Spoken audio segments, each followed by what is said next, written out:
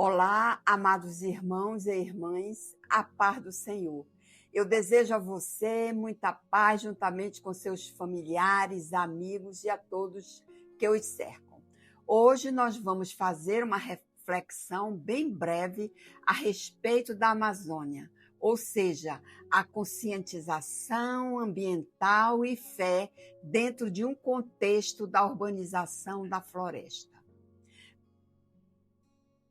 Quando Deus criou o mundo, ele não fez apenas em um lugar para ser explorado, mas um jardim para ser cultivado. Então, lá no livro de Gênesis, capítulo 2, versículo 15, nos ensina o seguinte: Tomou, pois, o Senhor Deus o homem e colocou no jardim do Éden para cultivar e guardar. Observem as palavras cultivar e guardar. Ou seja, Deus deu ao ser humano autoridade, mas também responsabilidade.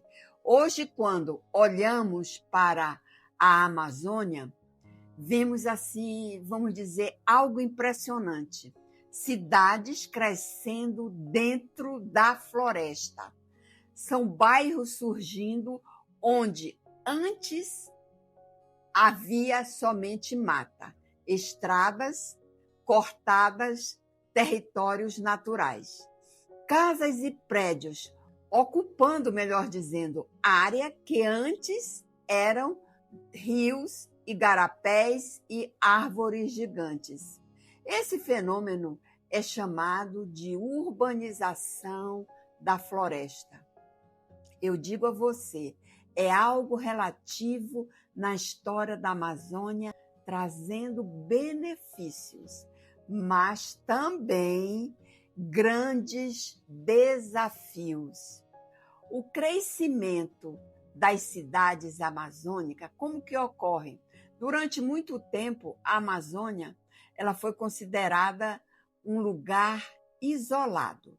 Mas, nas últimas décadas, cidades cresceram rapidamente. Como?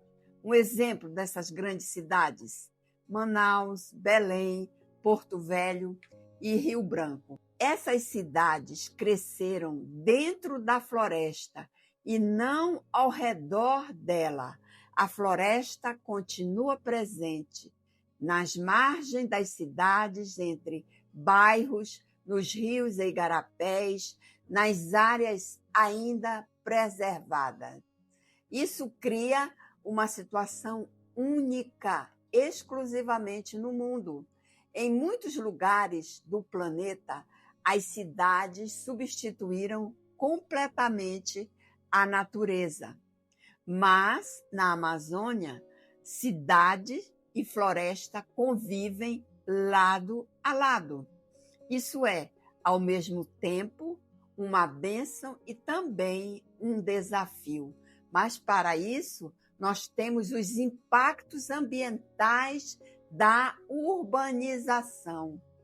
Quando a cidade cresce de forma desordenada, alguns problemas aparecem, evidentemente. Nós temos, por exemplo, o desmatamento urbano. Árvores são derrubadas para abrir espaço para casas, avenidas, indústrias e loteamentos. Mas cada árvore retirada significa também menos sombra, menos evaporação da água, menos abrigo para animais, evidentemente.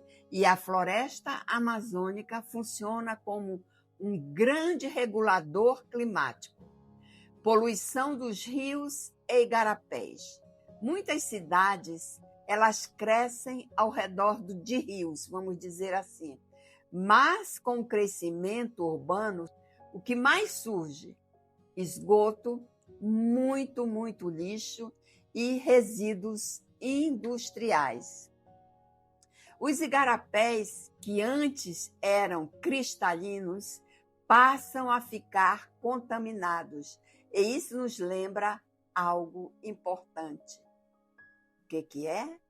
chama-se água e vida.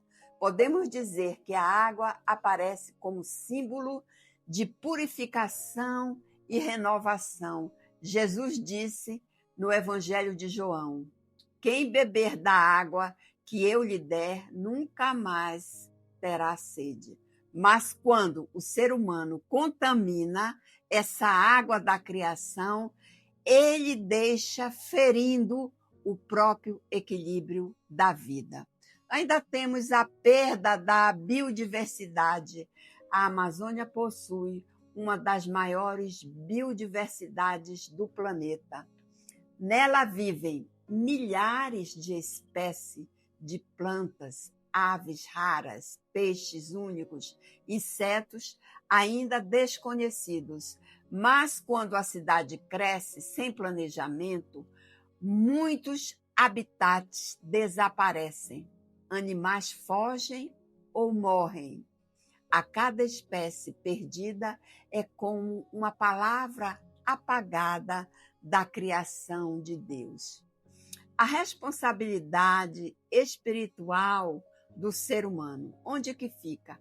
A Bíblia ela nos ensina que a terra pertence ao Senhor, mas lá no livro de Salmo está descrito o seguinte: do Senhor é a terra, a sua plenitude, o mundo e todos aqueles que nele habitam.